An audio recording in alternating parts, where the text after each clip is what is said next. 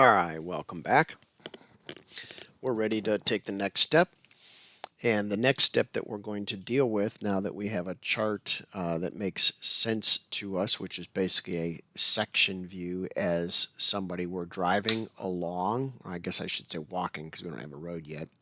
Somewhere were walking along the natural land, their elevation that they were walking at would be exactly this.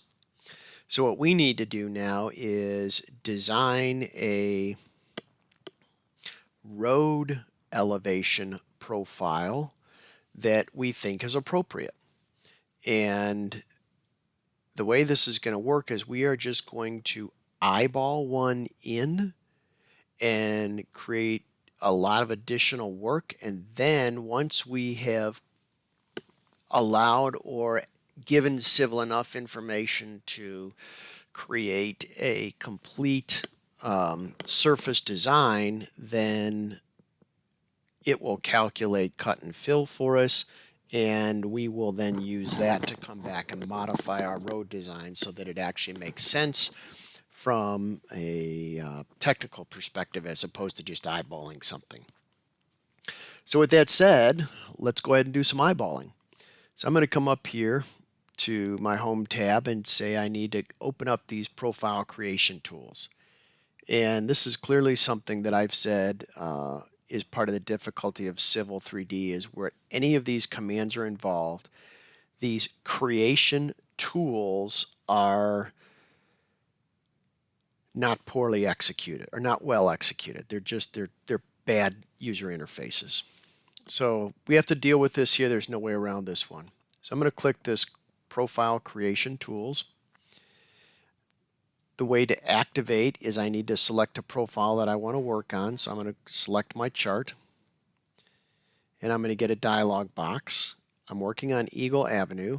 I want my name to continue to be Eagle Avenue. I don't want some kind of generic name. We're going to end up with a lot of objects that are related to Eagle Avenue, and I want them all labeled Eagle Avenue so that when we edit 2 months from now in a major project, we can keep track of what is tied to what. So this road is going to be a design profile, and I do not want any labels, and so I'm okay with that. All right, so now I get my tools. So one of the first things that we're going to do here is we're going to do some setup for the future. Actually not. We'll come back and do that setup when we're ready to do some curves. So what we're going to do here is we're just basically going to draw some lines. So I'm going to say I want to create lines that are fixed, and it's called tangent 2 points. And so then I'm going to zoom in, and it's our snaps here, especially on the start and finish of our design profile, are very important. Notice I kind of continue to zoom in until I can know that I'm selecting the snap to the end point of the actual existing land alignment. So I click that, and I'm going to zoom out, and I'm going to, I've done this enough times, I'm going to look for a nice place right in here at this dip. And so what it does is it creates an area where it's a bunch of cut, but I get a little bit of fill, and I'm going to try and get an area, just kind of select it right on one of these grids. Click that into place. And notice my draw line doesn't continue, but notice here's a little cut, here's a little fill, here's a little cut, here's a little fill. It might be reasonable.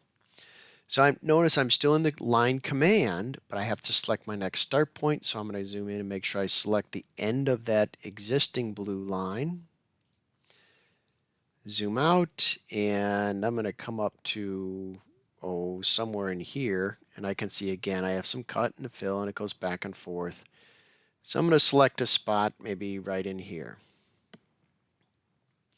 And then I'm going to finish by drawing one more line, and I'm going to make sure I snap to the end of this existing land. All right, so I've got a basic profile, basically just 3 basic lines. So now clearly we know that if we're driving on a car, we do not have these what are called discontinuous changes of slope. We need some kind of curve in here. So let's set up and let's tell Civil 3D what kind of curves we want. And that happens in this left-hand toolbar. So I want to change my curve settings, or I should say set my curve settings. And I would like to have circular, I'm going to call them fillet radiuses. And I would like the radius to be 1,000 feet. And I have 2 areas to adjust. So one is what happens if I am cresting over, and the other is what happens if I am sagging down. So these 2 radii could be different. I'll leave them both the same at 1,000 feet and click OK. So that's what I have now as a setting. Time to draw some of those, and my fillet command is less than obvious of how to get to. I'm going to come down here and I'm going to ask that I want a PVI based circular curve. PVI means point of vertical intersection, and yes, it's a circular curve. So I'll click that, and Civil 3D is asking me to click near that point of vertical intersection. And so I have a point of vertical intersection right there, so I'll kind of come over a little bit away, and I can see that I get the preview of my snap. I'll click, and Revit's or Civil 3D is asking me what's my radius that I want. I've already defined it as 1,000 down here in my settings, so I will simply hit press enter, and we can see that now there's a gray line that continues through the point of vertical intersection, but yet there is a nice long radius here that's going to make that a gentle curve for cars.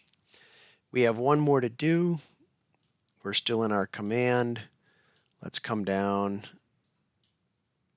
highlight near that point of vertical intersection. I'm going to click, press enter to say yes, I want a 1,000-foot radius, and I have some nice radii. So we are now done, actually. We have a design profile. I'm going to close this out. And I now have existing land, and there is what the road of the future is going to look like. Okay. So at this point, I think I'm going to just kind of keep doing these sections one section at a time. So I'm going to close this section out. And in the next section, we're going to load a cross section of what the road should look like. And we'll see you in that section. Hope this is helpful.